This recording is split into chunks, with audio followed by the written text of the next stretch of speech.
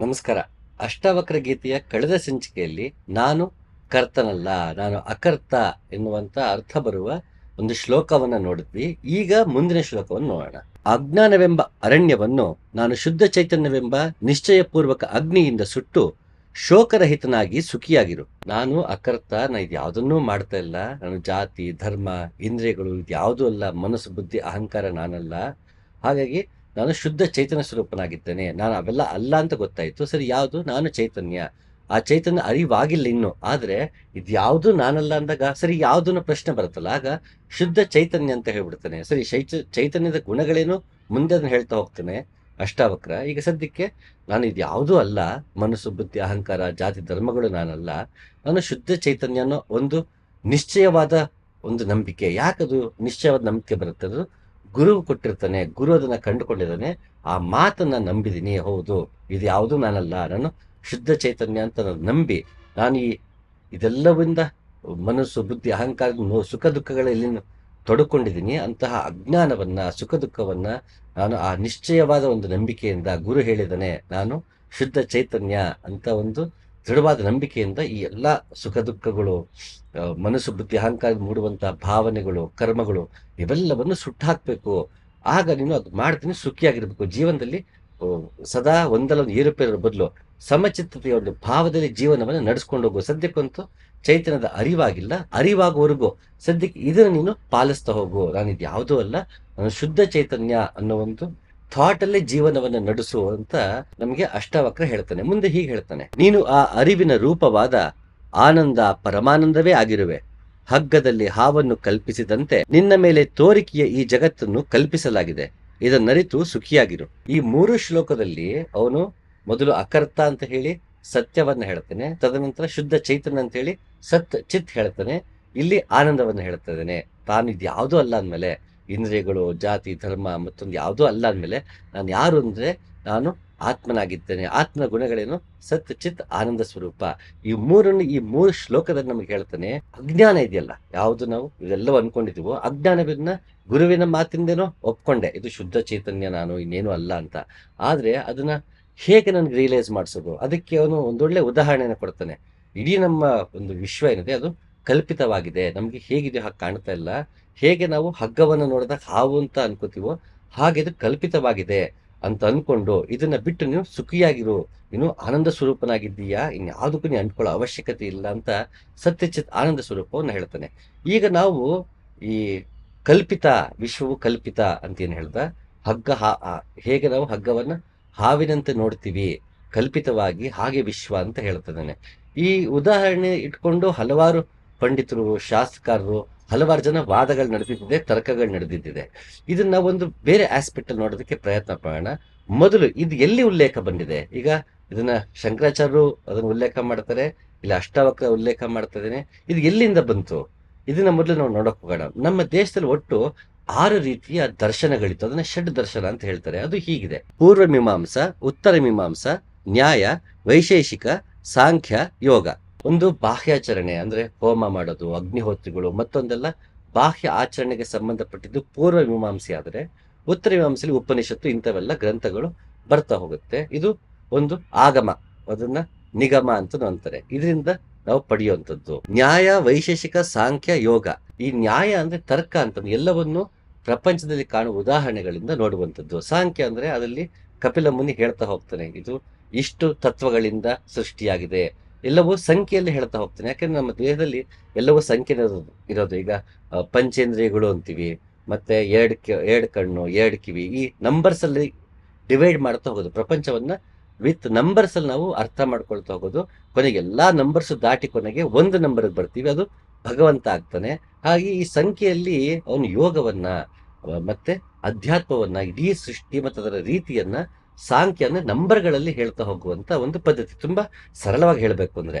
ಹಾಗೆ ಯೋಗ, ಯೋಗ ಅಂದ್ರೆ ಇದ್ಯಾವುದರ ಗೊಡವೆಯೂ ಇಲ್ಲದೆ ಅದೇನಿದೆಯೋ ಅದನ್ನು ನಾವೇ ಅಭ್ಯಾಸದಲ್ಲಿ ನನ್ನೊಳಗೆ ಕಂಡುಕೊಳ್ಳುವಂಥದ್ದು ಇದು ಯೋಗ. ಇದನ್ನೇ ಕೊನೆಗೆ 6 ಪ್ರಮಾಣಗಳು ಅಂತ ಮಾಡಿದ್ರು. ಅಂದ್ರೆ ಒಂದನ್ನ ಸತ್ಯವನ್ನ ಅರ್ಥ ಮಾಡ್ಕೊಳ್ಳಕ್ಕೆ ನಮಗೆ 6 ಪ್ರಮಾಣಗಳು ಅಂತ ಮಾಡೋದು. ಅದು ಹೀಗಿವೆ: ಪ್ರತ್ಯಕ್ಷ, ಅನುಮಾನ, ಶಬ್ದ, ಉಪಮಾನ, ಅರ್ಥಪತ್ತಿ, ಅಭಾವ. ಇದರದ್ದು ಪೂರ್ತಿ ವಿವರಣೆಗೆ ಹೋಗಲ್ಲ. ಪ್ರತ್ಯಕ್ಷನ ನಾನಾಗಿ ಕಣ್ಣಾರೆ ಕಂಡಿದ್ದು ಅಂತ. ಮತ್ತೆ ಅನುಮಾನ ಮಾಡೋದು, ಅಂದ್ರೆ ಅದನ್ನ ತರ್ಕ ಮಾಡೋದು, ಚರ್ಚೆ ಮಾಡೋದು, ಇದಕ್ಕೆಲ್ಲ ಕೊನೆ ನಮ್ಗೆ ಬಳಕೆ ಆಗೋದು ನ್ಯಾಯ. ನ್ಯಾಯದಲ್ಲಿ ಈ ಅವಕಾಶ ಇದೆ, ಅವನಿಗೆ ಅನುಮಾನಕ್ಕೆ ಅವಕಾಶ ಇದೆ, ತರ್ಕಕ್ಕೆ ಅವಕಾಶ ಇದೆ. ಅಂದ್ರೆ ಎಲ್ಲವೂ ಆಗಬೇಕು. ಸತ್ಯವನ್ನ ಕಾಣ್ಕೊಳ್ಳಕ್ಕೆ ಎಲ್ಲ ಹಂತಗಳು ದಾಟಬೇಕು. ನಾನು ಬಾಹ್ಯಾಚರಣೆಯಲ್ಲಿ ಒಂದಷ್ಟು ದಿನ ಇರ್ತೀನಿ, ಬಾಹ್ಯಾಚರಣೆ ಇಂದ ಅವನ ಕೊನೆಗೆ ಸಿದ್ಧಾಂತದ ಕಡೆಗೆ ತಿರುಗ್ತಾನೆ, ಉಪನಿಷತ್ಗಳನ್ನ ತಿಳ್ಕೊತಾನೆ. ತದನಂತರ ತಿಳ್ಕೊಂಡ ನಂತರ ಅದನ್ನೇ ಕಟ್ಟೊಡ್ಕೊಂಡು ಸುಮ್ಮನೆ ಕೂರಲ್ಲ, ಅವನು ಅದರ ಆಧಾರದ ಮೇಲೆ ತರ್ಕ ಮಾಡ್ತಾನೆ. ಇದು ಹೇಗೆ, ಅದು ಹಾಗೆ ಅಂತ ತರ್ಕ ಮಾಡ್ತಾನೆ. ಇದೆಲ್ಲ ಆದ್ಮೇಲೆ ಸಾಂಖ್ಯದಿಂದ ತಿಳ್ಕೊತಾನೆ, ವೈಶೇಷಿಕ ತಿಳ್ಕೊತಾನೆ. ಇದೆಲ್ಲದಿಂದನೂ ಅವನಿಗೆ ಸತ್ಯವನ್ನ ಕಾಣ್ಕೊಳ್ಳಕ್ ಸಾಧ್ಯವಾಗದಿರೋದ್ರಿಂದ ಅವನು ಅವೆಲ್ಲವೂ ಮಾಡಿ ಕೊನೆಗೆ ತನ್ನೊಳಗೆ ಅದಷ್ಟು ಮಾಹಿತಿಯನ್ನು ತನ್ನ ಆತ್ಮಶುದ್ಧಿ ಮಾಡಿಕೊಂಡು ಮನಸ್ಸು ಬುದ್ಧಿ ಅಹಂಕಾರವನ್ನ ಮೀರೋದಕ್ಕೆ ಇಷ್ಟೆಲ್ಲ ಸಹಾಯವನ್ನು ಪಡೆದು ತದನಂತರ ಅವನು ಯೋಗದಲ್ಲಿ ನೆಲೆ ನಿಲ್ತಾನೆ. ಇದು ಕಡಿಮೆ ಅದು ಜಾಸ್ತಿ ಅಂತಲ್ಲ, ಇದು ಹಂತಗಳು ಅಂತ ನಾನು ಹೇಳ್ತಾ ಇರೋದು. ಹಾಗೆ ಕೊನೆಗೆ ಅವನು ಯೋಗಕ್ಕೆ ಬಂದು ನಿಲ್ತಾನೆ. ಅದಕ್ಕೆ ಸಹಾಯವಾಗೋದು ಇವಿಷ್ಟು 5-6 ದರ್ಶನಗಳಲ್ಲಿ ಈ 5 ಕೊನೆಗೆ ಯೋಗಕ್ಕೆ, ಅಂದ್ರೆ ನನ್ನನ್ನ ಕಂಡ್ಕೊಳ್ಳಕ್ಕೆ ಯಾವ ಕೊನೆ ಹಂತ ಏನಿದೆ ಆ ಹಂತಕ್ಕೆ ಇವಿಷ್ಟು ಸಹಾಯಕಾರಿ. ಅದರಲ್ಲಿ ಬರುವಂಥದ್ದೇ ನ್ಯಾಯ. ಸೊ ಈ ನ್ಯಾಯ ಏನಿದೆ ಇದರಲ್ಲಿ ಮತ್ತೆ ಗೌತಮ ಮುನಿಗಳಲ್ಲಿ ರಚನೆ ಮಾಡಿರುತ್ತದೆ. ಇಲ್ಲಿ ಹಲವಾರು ಬರೀ ಹಾವು ಮತ್ತೆ ಹಗ್ಗದ ಉದಾಹರಣೆ ಅಲ್ಲ, ಹೀಗೆ ಹಲವಾರು ಕಣ್ಣಿಗೆ ಕಾಣುವಂತಹ ಉದಾಹರಣೆಗಳು ತಗೊಂಡು ಅವರು ಸೃಷ್ಟಿ ಹೇಗಾಯ್ತು, ಆತ್ಮ ಪರಮಾತ್ಮ ಅಂದ್ರೆ ನಿಂತು ಉದಾಹರಣೆ ಕೊಡ್ತಾ ಹೋಗ್ತಾರೆ. ಈಗ ಉದಾಹರಣೆಗೆ ಜೇಡ ತನ್ನೊಳಗಿಂದಲೇ ಹೇಗೆ ಬಲೆಯನ್ನ ಹೆಣಿಯುತ್ತದೋ ಹಾಗೆ ಭಗವಂತ ತನ್ನೊಳಗಿಂದನೇ ವಿಶ್ವವನ್ನ ಹೆಣಿತಾನೆ ಅಂತ ಹೇಳ್ತಾರೆ. ಈಗ ಬೀಜ ವೃಕ್ಷ ನ್ಯಾಯ, ಅದು ಬೀಜವನ್ನ ನೆಲಕ್ಕೆ ಹಾಕಿದಾಗ ಅದು ಮರವಾಗಿ ಬೆಳೆಯುತ್ತೆ. ಬೀಜ ಎಲ್ಲಿ ಹೋಯ್ತು ಅಂತ ಕೇಳಿದ್ರೆ ಅದು ಬೀಜವೇ ಮರವಾಗಿ ನಿಂತಿದೆ. ಹಾಗೆ ಭಗವಂತ ಬೀಜವಾಗಿ ಪ್ರಕೃತಿಯಲ್ಲಿ ಸೇರಿ ಅವನು ಇಡೀ ನಮಗೆ ಕಾಣುವಂತಹ ಪ್ರಪಂಚ ಏನಿದೆ, ಯೂನಿವರ್ಸ್ ಏನಿದೆ ಅದಾಗಿ ಮೂಡಿದ್ದಾನೆ. ಸೊ ಭಗವಂತ ಎಲ್ಲಿದ್ದಾನೆ ಅಂದ್ರೆ ಅವನ ವ್ಯಕ್ತ ಸ್ವರೂಪವೇ ಈ ಇಡೀ ಸೃಷ್ಟಿ ಅಂತ ಎಕ್ಸ್ಪ್ಲೈನ್ ಮಾಡ್ತಾ ಹೋಗ್ತಾರೆ. ಹೇಗೆ ಇದೆಲ್ಲ ಮಾಡಿದಾನೆ, ಇಷ್ಟೆಲ್ಲ ಮಾಡಿದಂತ ಕ್ರಿಯೇಟರ್ ಎಲ್ಲಿ ಹೋದ ಅಂತ ಕೇಳಿದ್ರೆ ಅವನು ಅಲ್ಲೇ ಇದ್ದಾನೆ, ತಾನೇ ಸೃಷ್ಟಿ ಮಾಡಿ ಅದರೊಳಗೆ ಇದ್ದಾನೆ, ಜಡದಲ್ಲಿ ಜಡವಾಗಿ ಚೈತನ್ಯವಾಗಿ ಹಲವು ಬಗೆಯಲ್ಲಿ ಇದ್ದಂತ ಹೇಳೋದಕ್ಕೆ ಬೀಜ ವೃಕ್ಷ ನ್ಯಾಯವನ್ನ ಬಳಸ್ತಾರೆ. ಹಾಗೆ ಈಗ ಹಲವಾರು ಉದಾಹರಣೆಗಳಿದೆ, ಅದು ಹೀಗಿವೆ. ರಜ್ಜು ಸರ್ಪ ನ್ಯಾಯ, ಮೃಗತೃಷ್ಣ ನ್ಯಾಯ, ಕನಕ ಕುಂಡಲ ನ್ಯಾಯ, ಸಮುದ್ರ ತರಂಗ ನ್ಯಾಯ, ಪದ್ಮ ಪತ್ರ ನ್ಯಾಯ. ಹೀಗೆ ಹಲವಾರು ನ್ಯಾಯಗಳಿದೆ. ಇದನ್ನ ಒಂದೊಂದೇ ಬಿಡಿಸ್ಕೊಂಡು ಹೇಳ್ಕೊಂಡು ಹೋಗಲ್ಲ, ಯಾಕಂದ್ರೆ ಅಷ್ಟಾವಕ್ರ ಗೀತೆಯಲ್ಲಿ ಹೀಗೆ ಹಲವಾರು ನ್ಯಾಯಗಳು ಉದಾಹರಣೆ ಮುಂದೆ ಬರ್ತಾ ಹೋಗೋದ್ರಿಂದ ಅದನ್ನ ಉಲ್ಲೇಖಕ್ಕೆ ತಗೊಳಕ್ ಹೋಗಲ್ಲ. ಅಂದ್ರೆ ಈ ನ್ಯಾಯ ಅಂದ್ರೆ ಒಂದನ್ನ ಪ್ರಕೃತಿಯಲ್ಲಿ ಕಾಣುವಂಥದ್ದನ್ನೇ ಇಟ್ಕೊಂಡು ಭಗವಂತನ ರೀತಿಯನ್ನ ಅರ್ಥ ಮಾಡ್ಕೊಳ್ಳಿಕ್ಕೆ ಪ್ರಯತ್ನ ಪಡುವಂತಹ ಮಾರ್ಗ ಒಂದು. ಅದರಲ್ಲಿ ಬರುವಂತ ಉದಾಹರಣೆ ಹಗ್ಗ ಮತ್ತೆ ಹಾವಿನ ರೀತಿ. ಸರಿ, ಇದು ಏನಿದು? ಈಗ ವಿಶ್ವ ಕಲ್ಪಿತ ಅಂದ್ರೆ ರಿಯಲ್ ಅಲ್ವಾ, ಕಣ್ಣು ಕಾಣಿಸ್ತಿಲ್ವಾ ಅಂತ ನಾವು ಕೇಳ್ಬೋದು. ಅಂದ್ರೆ ಅದು ಹೇಗಿದೆಯೋ ಹಾಗೆ ಕಾಣಿಸುತ್ತಿಲ್ಲ ಅಂತ. ಹಗ್ಗ ಇರೋದು ಸತ್ಯವೇ, ಹಾವಿರೋದು ಸತ್ಯವೇ. ಈಗ ಹಾವು ಇಲ್ಲ ಅಂದಿದ್ರೆ ನಂಗೆ ಹಗ್ಗ ಹಾವಿನ ತರ ಕಾಣಿಸ್ತಿರ್ಲಿಲ್ಲ. ಸೊ ಹಾವು ಸತ್ಯವೇ, ಅದು ಪ್ರಪಂಚದಲ್ಲಿದೆ, ಹಗ್ಗವೂ ಇದೆ, ಅವೆರಡು ಎಲ್ಲಿದೆ? ಈ ಪ್ರಪಂಚದಲ್ಲಿದೆ, ಅದು ಕೂಡ ಸತ್ಯವೇ. ಅರೆಬೆಳಕಿನಲ್ಲಿ ನಮ್ಗೆ ಹಗ್ಗ ಹಾವಿನ ತರ ಕಾಣಿಸ್ತಾ ಇದೆ. ಈ ಅರೆಬೆಳಕು ಅಂದ್ರೆ ಅಜ್ಞಾನ. ಈ ಅಜ್ಞಾನದಿಂದ ಒಂದು ವಸ್ತುವನ್ನು ನಾವು ಹಾಗೆ ನೋಡೋದಕ್ಕೆ ಸಾಧ್ಯ ಇಲ್ಲ. ಅದು ಉದಾಹರಣೆಗೆ ಪರ್ಪಸ್ ಕೂಡ ಬದಲಾದಾಗ ವಸ್ತು ಬದಲಾಗಿ ಕಾಣುತ್ತೆ. ಈಗ ಒಂದು ಗುಲಾಬಿ ಹೂ ಅಂದ ತಕ್ಷಣ ಒಬ್ಬ ವ್ಯಕ್ತಿ ಕವನವನ್ನ ಬರಿಬಹುದು. ಅದು ಯಾವಾಗ ಅವನು ಇನ್ನು ಪ್ರೇಮದಲ್ಲಿದ್ದಾಗ ಹೂ ಕೊಡೋದ್ರ ಬಗ್ಗೆ ಬರಿಬಹುದು. ಅವನಿಗೆ ಪ್ರೇಮ ವಿರಹ ಕಾಡುತ್ತಿದೆ, ಅವನಿಗೆ ಪ್ರೇಯಸಿ ಬಿಟ್ಟು ಹೋಗಿದ್ದಾಳೆ ಅಂದಾಗ ಅವನು ಗುಲಾಬಿಯಲ್ಲಿ ಆಗ ಇಷ್ಟು ದಿನ ಕಾಣಿದಿರೋ ಮುಳ್ಳು ಇವತ್ತು ಪ್ರೇಯಸಿ ಬಿಟ್ಟು ಹೋದ ನಂತರ ಅವನಿಗೆ ಗುಲಾಬಿಯಲ್ಲಿ ಮುಳ್ಳು ಕಾಣಬಹುದು. ಇಷ್ಟು ದಿನ ಕಂಡಿರಲ್ಲ, ಯಾಕೆ ಗುಲಾಬಿ ಕಾಣಿಸಿರುತ್ತೆ ಅವನಿಗೆ, ಅದನ್ನು ನೀಡ್ತಿರ್ತಾನೆ, ಅದು ಚುಚ್ಚಿದ್ರೂ ಸಹಿಸ್ಕೊಳಕ್ ಅಷ್ಟಿದಿರುತ್ತೆ. ಈಗ ಗುಲಾಬಿ ನೋಡಿದ್ರೆ ಅವ್ನ ಮನಸ್ಸು ನೋಡ್ತಿರುತ್ತೆ, ಆದ್ರೆ ಗುಲಾಬಿಗೆ ಅದೇನು ವ್ಯತ್ಯಾಸ ಇಲ್ಲ. ಹಾಗೆ ಬಾಟನಿ ಸಂಬಂಧಪಟ್ಟವರು ಕೊಟ್ರೆ ಗುಲಾಬಿಲಿ ಅವ್ನು ಬೇರೆನೆ ನೋಡ್ತಾನೆ. ಆ ಗುಲಾಬಿಲಿ ಯಾಕದಷ್ಟು ಬಣ್ಣ ಇದೆ, ಪೆಟಲ್ಸ್ ಯಾಕೆ ಹೀಗಿದೆ, ಅದ್ರ ಸುಗಂಧ ಏನು, ಹಲವಾರು ವಿಷಯ ಅವ್ನು ಮಾತಾಡ್ತಾನೆ. ಅದೇ ಒಬ್ಬ ವೇದಾಂತಿಗೆ ಕೊಟ್ರೆ ಇದು ಸೌಂದರ್ಯ ಎಲ್ಲಿಂದ ಬಂತು ಅಂತ ಕೇಳ್ತಾರೆ, ಇದಕ್ಕೆ ಬಣ್ಣ ಬಳದನ್ ಯಾರು ಅಂತ ಕೇಳ್ತಾರೆ. ಇದಿಷ್ಟೇ ಇದ್ರುವೆ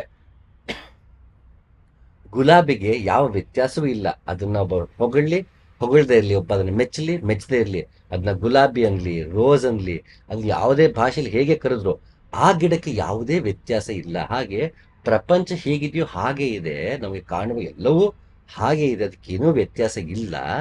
ನಾವು ನಮ್ಮ ರೀತಿಯಲ್ಲಿ ನೋಡುವುದರಿಂದ ಅದು ಬೇರೆ ಬೇರೆ ರೀತಿ ನಾವು ಅದನ್ನ ಪರ್ಸ್ಯೂ ಮಾಡ್ತಾ ಹೋಗ್ತೀವಿ. ಅದನ್ನ ನಾವು ಬಳಸುವ ರೀತಿ, ಅದರ ಜೊತೆ ನಾವು ಒಡನಾಡುವ ರೀತಿ ಬದಲಾಗ್ತಾ ಹೋಗುತ್ತೆ.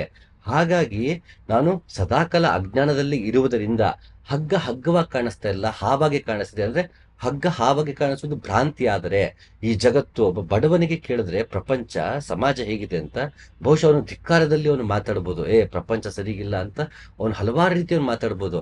ಅದೇ ಬಟ್ ಶ್ರೀಮಂತ ಕೇಳಿದ್ರೆ ಅವ್ನು ಬೇರೆ ರೀತಿ ಹೇಳ್ಬೋದು. ಅವ್ನು ಮಿಡಿಲ್ ಕ್ಲಾಸ್ ಅವನು ಕೇಳಿದ್ರೆ ಬೇರೆ ರೀತಿ ಹೇಳ್ತಾನೆ. ಈಗ ಪ್ರತಿ ವರ್ಷ ಬಜೆಟ್ ಮಂಡನೆ ಆಗುತ್ತೆ. ಪ್ರತಿ ವರ್ಷ ಬಜೆಟ್ ಮಂಡನೆ ಆದಾಗ ಅದನ್ನ ಒಂದು ಆಳ್ವಿಕೆ ನಡೆಸ್ತಿರೋ ಒಂದು ಪಕ್ಷ ಏನಿರುತ್ತೆ ಅದು ಅದನ್ನ ಬೇರೆ ರೀತಿ ನೋಡುತ್ತೆ, ವಿರೋಧ ಪಕ್ಷ ಅದನ್ನ ಬೇರೆ ರೀತಿ ನೋಡುತ್ತೆ, ಎಕನಾಮಿಸ್ಟ್ ಅದನ್ನ ಬೇರೆ ರೀತಿ ನೋಡ್ತಾನೆ, ಹಾಗೆ ಇಂಡಸ್ಟ್ರಿಯಲಿಸ್ಟ್ ಅದನ್ನ ಬೇರೆ ರೀತಿ ನೋಡ್ತಾನೆ, ಮಿಡಲ್ ಕ್ಲಾಸ್ ಅದನ್ನ ಬೇರೆ ರೀತಿ ನೋಡುತ್ತೆ, ಬಡವರು ಒಂದು ಬೇರೆ ರೀತಿ ನೋಡ್ತಾರೆ. ಪ್ರತಿಯೊಬ್ಬನು ತನ್ನ ತನ್ನ ಲಾಭವನ್ನ, ತಮ್ಮ ಬಗ್ಗೆ ಆಗುವಂತ ಹಾನಿಗಳು, ಇದರ ಸಂಬಂಧಪಟ್ಟಂಗೆ ಎಲ್ಲರೂ ನೋಡ್ತಾರೆ. ಸಮಷ್ಟಿಯಲ್ಲಿ ನಾವು ಅದನ್ನ ನೋಡೋದಕ್ಕಾಗಲ್ಲ. ಹಾಗಂತ ಪ್ರತಿಯೊಬ್ಬ ನೋಡಿದ ತಪ್ಪಂತನ ಇಲ್ಲ, ಪ್ರತಿಯೊಬ್ಬ ನೋಡಿ ಸರಿ ಅಂತನ ಅದು ಅಲ್ಲ. ಯಾಕಂದ್ರೆ ಅದು ಅವನ ದೃಷ್ಟಿಕೋನದಲ್ಲಿ ಅವನ ಅವಶ್ಯಕತೆ ತಕ್ಕಂತೆ ಅವನು ಬಜೆಟ್ ನ ನೋಡಿರ್ತಾನೆ. ಅವನು ಯಾವ ಮಟ್ಟಕ್ಕೆ ಒಂದು ವಿಶಾಲನಾಗ್ತಾ ಹೋಗ್ತಾನೆ. ಆಗ ಸಮಷ್ಟಿಯಲ್ಲಿ ಟ್ಯಾಕ್ಸ್ ಅವನು ಬಜೆಟ್ ನ ನೋಡ್ತಾನೆ. ಅದು ಯಾವುದೇ ಪಕ್ಷದ ಬಜೆಟ್ ಆಗಿರ್ಲಿ, ನಾನು ಈ ಪಕ್ಷದ ಆ ಪಕ್ಷದ ಅಂತ ಹೇಳ್ತಿಲ್ಲ. ಒಂದು ಬಜೆಟ್ ಮಂಡನೆ ಅಂದಾಗ ಯಾವ ರೀತಿ ಹಲವಾರು ರೀತಿಯ ಚರ್ಚೆಗಳು ನಡೆಯುತ್ತೆ ಅಂತ ಹೇಳ್ತಿರೋದು. ಹಾಗೆ ಒಂದು ಬಜೆಟ್ ನಾವೇ ಮಾಡಿಕೊಂಡಿರುವಂತಹ ಒಂದು ವ್ಯವಸ್ಥೆಯಲ್ಲಿ ನಮ್ಮದೇ ಒಂದು ಬಜೆಟ್ ನ ಹಲವು ರೀತಿಯಲ್ಲಿ ನೋಡುವಾಗ ಯಾವುದು ನಮಗೆ ಕಣ್ಣಿಗೆ ಕಾಣುತ್ತಿಲ್ವೋ, ಏಕಂ ಸತ್ ವಿಪ್ರ ಬಹುಧಾ ವದಂತಿ ಎಂದಾಗೆ ಸತ್ಯವನ್ನ ಕಂಡುಕೊಂಡವರು ಹಲವು ಬಗೆಯಲ್ಲಿ ಹೇಳುತ್ತಾರೆ ಅಂತ ಹೇಳಿದ್ಮೇಲೆ ಪ್ರಪಂಚವನ್ನ ಹಲವು ಬಗೆಯಲ್ಲಿ ನಾವು ನೋಡ್ತಾ ಹೋಗ್ತಿರ್ತೀವಿ. ಈಗ ಮರ ಬೆಳೆದಿರುತ್ತೆ ಅಂತಂದ್ರೆ ಒಬ್ಬಂಗೆ ಏನ್ ಮಾಡ್ತಾನೆ, ಕಾರ್ ಇರೋನ್ಗೆ ಅದು ನೆರಳಾಗಿ ಕಾಣಿಸುತ್ತೆ, ಕಾರ್ನ ಅಲ್ಲಿ ತಗೊಂಡು ನಿಲ್ಸೋಣ ಅಂತ. ಅದೇ ಮಳೆಗಾಲ ಬಂದಾಗ ಮರ ಇಲ್ದರ ಕಡೆ ನಿಲ್ಸಕ್ ಹೋಗ್ತೀವಿ. ಯಾಕೆ? ಮರ ಎಲ್ಲಿ ಬಿದ್ಬಿಡತ್ತೋ ಅಂತ. ಅದೇ ಮರ ಅದೇ ಜಾಗದಲ್ಲಿ ಇದೆ. ಹವಾಮಾನ ಬದಲಾದ ಹಾಗೆ, ಋತು ಬದಲಾದ ಹಾಗೆ ಆ ಮರದ ಕೆಳಗೆ ಕಾರ್ ನಿಲ್ಲಿಸ್ಬೇಕಾ ಬೇಡವಾ ಅನ್ನೋದು ಬದಲಾಗ್ತಾ ಹೋಗುತ್ತೆ. ಒಂದು ವಿಷಯ ಹಲವಾರು ರೀತಿಯಲ್ಲಿ ನಾವು ನೋಡ್ತಾ ಹೋಗ್ತಿರ್ತೀವಿ. ಹಾಗೆ ಪ್ರಪಂಚ ಹೇಗಿದೆಯೋ ಹಾಗೆ ನಮಗೆ ನೋಡೋದಕ್ಕಾಗಲ್ಲ. ನಮ್ಮ ಹಿತ, ನಮ್ಮ ಅಹಿತ, ನನ್ನ ಇಷ್ಟ, ನನ್ನ ಅನಿಷ್ಟ, ನನ್ನ ಬೇಕು ಬೇಡ, ಈ ಆಂಗಲ್ ಅಲ್ಲೇ ಸರಿ ತಪ್ಪುಗಳ ಆಂಗಲ್ ಅಲ್ಲೇ ಪ್ರಪಂಚವನ್ನು ನೋಡುವುದರಿಂದ, ಈ ಸೃಷ್ಟಿಯನ್ನು ನೋಡುವುದರಿಂದ ನಮಗೆ ಹಲವು ಬಗೆಯಲ್ಲಿ ಪ್ರಪಂಚ ಕಾಣ್ತಿದೆ. ನನಗೆ ಒಂದು ಈ ದಿನ ಸರಿ ಅನ್ಸಿದ್ದು ನಾಳೆ ನನಗೆ ತಪ್ಪು ಅನ್ಸುತ್ತೆ, ಇವತ್ತು ತಪ್ಪು ಅನ್ಸಿದ್ದು ನಾಳೆ ಸರಿ ಅನ್ಸುತ್ತೆ, ಇನ್ನೊಬ್ಬ ವ್ಯಕ್ತಿಗೆ ಸರಿ ಅನ್ಸಿದ್ದು ನನಗೆ ತಪ್ಪು ಅನ್ಸುತ್ತೆ. ಹೀಗೆ ಯಾವುದೂ ಸ್ಥಿರವಾಗಿಲ್ಲದೆ ಪ್ರತಿಯೊಂದು ಬದಲಾಗ್ತಿರುತ್ತೆ. ವ್ಯೂ ಪಾಯಿಂಟ್ ಬದಲಾದ ಹಾಗೆ, ಅಥವಾ ನನ್ನ ಅನುಭವ ಹೆಚ್ಚಾದ ಹಾಗೆ, ನನ್ನ ಯುಕ್ತಿ ಏನಿದೆ, ನಾನು ಯೋಚನೆ ಮಾಡೋ ರೀತಿ ವಿಶಾಲವಾಗ್ತಾ ಹೋದ ಹಾಗೆ ನನಗೆ ಅರ್ಥವಾಗುವ ಬಗೆಯೂ ಬದಲಾಗ್ತಾ ಹೋಗುತ್ತೆ. ಅಂದ್ರೆ ಇದು ಜಗತ್ತು ಹೇಗಿದೆಯೋ ಹಾಗೆ ನಮ್ಗೆ ಗ್ರಹಿಸೋಕೆ ಆಗ್ತಾ ಇಲ್ಲ. ಅದು ಯಾಕೆ ಅಂದ್ರೆ ನನ್ನ ಅಜ್ಞಾನದಿಂದ, ನನ್ನ ಮೇಲೆ ಇರುವಂತ ಅಜ್ಞಾನ ಮತ್ತು ನನ್ನ ಮೇಲೆ ಪಟ್ಟಿರೋ ಮಾಯೆ. ಈ ಮಾಯೆ ಯಾಕೆ ಬರುತ್ತೆ? ಇದಕ್ಕೆ ಅಜ್ಞಾನಕ್ಕೂ ಮಾಯೆಗೆ ಏನ್ ಸಂಬಂಧ? ಮತ್ತೊಂದರ ಬಗ್ಗೆ ಚರ್ಚೆ ಮಾಡೋಣ. ಅಜ್ಞಾನ ಮತ್ತೆ ಮಾಯೆ ಬಗ್ಗೆ. ಪ್ರತಿಯೊಂದು ವಿಷಯಕ್ಕೂ ಅಷ್ಟೇ, ನಾವು ಹೇಗೆ ನೋಡ್ತೀವೋ ಹಾಗದು ಕಾಣಿಸಿರುತ್ತೆ. ವಾಸ್ತವದಿಂದ ನಾವು ದೂರ ಇರ್ತೀವಿ. ವಾಸ್ತವ ನಮ್ಗೆ ಅರ್ಥನೇ ಆಗಲ್ಲ. ಅದಾಗಬೇಕು ಅಂತಂದ್ರೆ ನಾನು ಪದೇ ಪದೇ ಅನ್ಕೋಬೇಕು, ನನಗೆ ಏನು ಕಾಣಿಸುತ್ತಿದೆಯೋ ಅದು ನಿಜ, ಅಂದುಕೊಂಡ ಹಾಗೆ ಅದಲ್ಲ, ಅದು ಹೇಗಿದೆಯೋ ಹಾಗೆ ಇರುತ್ತೆ. ಆ ರೀತಿ ಅರ್ಥ ಮಾಡ್ಕೊಳಕ್ ನಾ ಪ್ರಯತ್ನ ಪಡಬೇಕು. ಅಂದ್ರೆ ನಾನು ಸಮಚಿತ್ತತೆಯಿಂದ ಮತ್ತೆ ಸಾಕ್ಷಿಭೂತನಾಗಿ ನೋಡ್ಬೇಕು. ಯಾಕಂದ್ರೆ ಅವನು ವಿಶ್ವಸಾಕ್ಷಿ, ಅಸಂಗ ಚೇತನ ಅಂದ್ಮೇಲೆ ಅವನು ಎಲ್ಲವನ್ನೂ ಹೇಗಿದೆಯೋ ಹಾಗೆ ನೋಡ್ಬೇಕು. ಹೇಗಿದೆಯೋ ಹಾಗೆ ನಂಗೆ ಯಾಕೆ ನೋಡಕ್ ಆಗ್ತಿಲ್ಲ ಅಂದ್ರೆ ನನಗಿನ್ನೂ ಆ ಸ್ಥಿತಿ ತಲುಪಿಲ್ಲ. ನಾನು ಮನಸ್ಸು, ಬುದ್ಧಿ, ಅಹಂಕಾರದಿಂದಲೇ ಪ್ರಪಂಚವನ್ನ ನಾನು ನೋಡ್ತಿರೋದ್ರಿಂದ ನನಗೆ ಪ್ರಪಂಚ ಹೇಗಿದೆಯೋ ಹಾಗೆ ಕಾಣಿಸಲ್ಲ. ನನ್ನ ಅನುಕೂಲಕ್ಕೆ, ನನ್ನ ಯೋಚನೆ ರೀತಿಗೆ ತಕ್ಕಂತೆ ಕಾಣಿಸಿದೆ. ಅಂತಂದ್ರೆ ಪ್ರಪಂಚ ಇಲ್ಲ ಅಂತ ಹೇಳ್ತಿಲ್ಲ, ನಮ್ಮ ಅನುಕೂಲಕ್ಕೆ, ನಮ್ಮ ಬುದ್ಧಿ ಮಟ್ಟಕ್ಕೆ, ನಮ್ಮ ಅವಶ್ಯಕತೆಗೆ ತಕ್ಕಂತೆ ಪ್ರಪಂಚ ಕಾಣಿಸ್ತಿದೆ. ಹಾಗೆ ನಾವು ಅದರ ಜೊತೆ ನಡ್ಕೋತಿದೀವಿ. ಬಿಟ್ರೆ ಇಡೀ ಜಗತ್ತು, ಇಡೀ ವಿಶ್ವ, ಇಡೀ ಬ್ರಹ್ಮಾಂಡ ಹೇಗಿದೆಯೋ ತಾನು ಹೇಗೆ ನಡಿಬೇಕು ಹಾಗೆ ಒಬ್ಬ ನಿಯಾಮಕ ಅದನ್ನ ಮಾಡಿದಾನೆ. ಆ ನಿಯಾಮಕನಂತ ನಡೀತಿದೆ. ಆದ್ರೆ ನಾವು ಹೋಗಿ ಬಂದು ಮಾಡ್ತಿದೀವಿ. ಹೇಗೆ ಅದು ಬದಲಾಗ್ತಿದೆಯೋ ಹಾಗೆ ನಮಗೆ ಪದೇ ಪದೇ ದೇಹ ಬದಲಾಗ್ತಿರುತ್ತೆ, ನಮ್ಮ ಸಂಸ್ಕಾರ ಬದಲಾಗ್ತಿರುತ್ತೆ, ನಮ್ಮ ಕರ್ಮಗಳು ಬದಲಾಗ್ತಿರುತ್ತೆ. ಇದ್ರ ಮಧ್ಯೆ ಒಂದು ಅಸಂಗ ಸಾಕ್ಷಿ ಚೇತನ ಹೊಂದಿದೆ.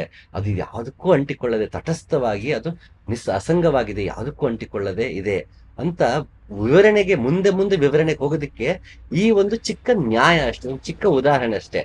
ಹೇಗೆ ಪ್ರಪಂಚ ನಮಗೆ ಹೇಗಿದೆಯೋ ಹಾಗೆ ಕಾಣುತ್ತಿಲ್ಲವೋ, ಹೇಗೆ ನಮಗೆ ಅಜ್ಞಾನದಿಂದ ಹಗ್ಗ ಹಾವಿನಂತೆ ಕಾಣ್ತೋ ಹಾಗೆ ಪ್ರಪಂಚ ನಮ್ಮ ರೀತಿಯಂತೆ ಕಾಣುತ್ತಿದೆ. ಆ ಒಂದು ರೀತಿಗೆ ನಾವು ಅಂಟ್ಕೊಂಡ್ರೆ ನಾನು ಹೇಳಿದ್ದೆ ಸರಿ ಅಂತೀನಿ, ಇನ್ನೊಬ್ಬ ಹೇಳಿದ ತಪ್ಪು ಅಂತೀನಿ. ಯಾಕೆ ಇದನ್ನ ಬಿಡಬೇಕು ಅಂದ್ರೆ ನಾನು ಯಾವಾಗ ಪ್ರಪಂಚವನ್ನಾಗೆ ನೋಡಕ್ ಶುರು ಮಾಡ್ತೀನಿ, ಹಗ್ಗ ಹಗ್ಗನೇ, ಹಾವು ಹಾವುನೇ ವ್ಯತ್ಯಾಸ ಗೊತ್ತಾಗುತ್ತೆ.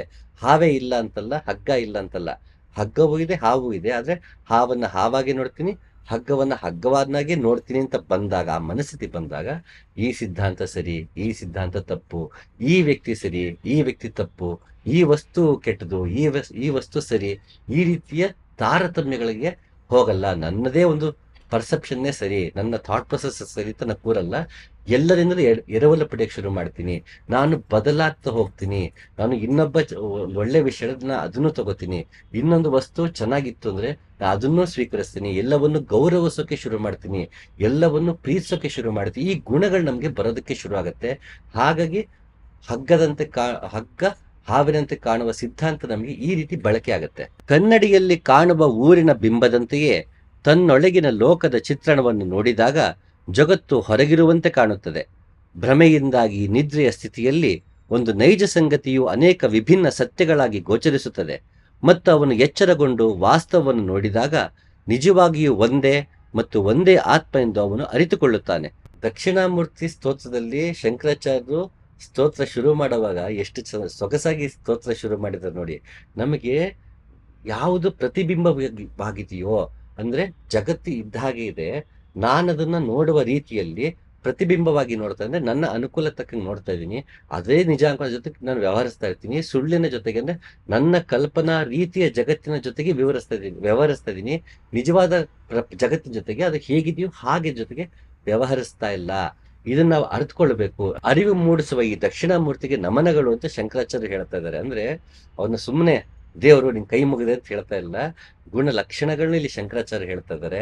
ಹಾಗೆ ಅಂತಹ ಒಂದು ಎಲ್ಲವನ್ನು ಹೇಗಿದೆ ಹಾಗೆ ನೋಡುವಂತಹ ಮನಸ್ಥಿತಿ ಬಂದಾಗ ತಾನಾಗೆ ನಮ್ಮ ಸುಖ ದುಃಖಗಳು ಕಡಿಮೆ ಆಗ್ತಾ ಹೋಗುತ್ತೆ. ತಾನಾಗೆ ನಾವು ಸತ್ಯಚಿತ್ತ ಆನಂದದ ಕಡೆಗೆ ನಡೆಯೋದಕ್ಕೆ ಸಾಧ್ಯ. ಇದನ್ನ ಮತ್ತಷ್ಟು ಉದಾಹರಣೆಗಳು ಅಷ್ಟಾವಕ್ರ ಗೀತೆಯಲ್ಲಿ ಬರ್ತಾ ಹೋಗುತ್ತೆ. ಹಾಗೆ ಇನ್ನೂ ಕೂಲಂಕುಷವಾಗಿ ಚರ್ಚೆ ಮಾಡ್ತಾ ಹೋಗೋಣ. ಮುಂದಿನ ಸಂಚಿಕೆಯಲ್ಲಿ ಮತ್ತೊಂದು ಶ್ಲೋಕ ಜೊತೆ ಸಿಗ್ತೀನಿ. ನಮಸ್ಕಾರ.